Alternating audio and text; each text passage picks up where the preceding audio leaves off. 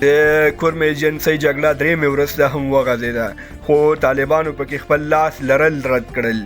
بشپړ جزئیات هم دلته وګورئ او انعکاس میډیا چینل سبسکرایب کړئ.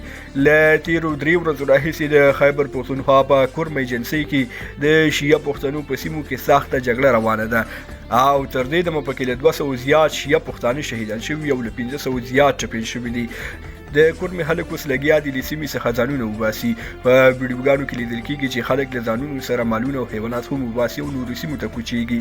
په یادو سیمو کې د سپکو وسلو جنګونه روان دي او پاکستاني حکومت او پوځ یاد کار د ټي ټي پي کار بللی، خو ټي ټي پي د یوې خبرپاڼې په خپرولو سره یاد ادعاوې رد کړې او ویل چې د کرمې په ماتم کې غم شریک وو. موږ هېڅکله داسې یو بشرضده جګړه نه ترسره کوو.